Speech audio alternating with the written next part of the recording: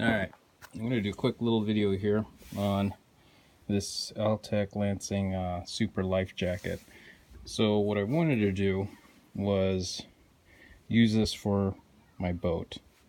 Sound is great and everything. I like the fact that it's waterproof and it floats. So, excuse the deck, we're replacing the deck.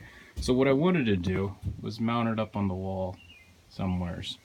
And to do that, what I actually wound up doing was using some GoPro mounts.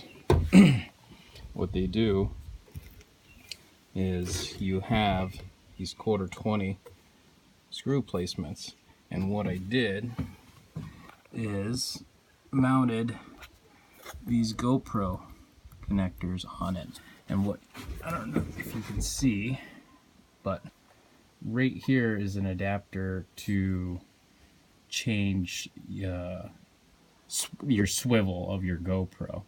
And what I actually did was I cut, there's 3, 1, 2, 3, and I cut that third one so that that bolt will come lower to allow a flatter, or I guess vertical mounting. Otherwise it would be, this would actually be slanted a little bit more. So anyways, did that on both sides. And what I found too after doing this is these don't like to tighten extremely well.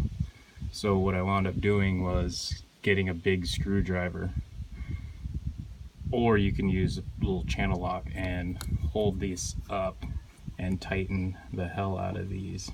So I did that, and what I did was I took the GoPro adhesive mounts and mounted them up there, which doing so I installed them on each clip here and then just pressed it onto my wall.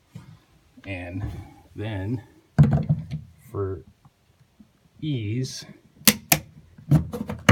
that's it. It's mounted up there. It's wireless, plays really well. And to get them out, all you gotta do is pull that,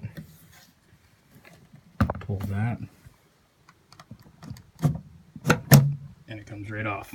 Tested it out by having it in the boat going about 28-30 miles an hour, and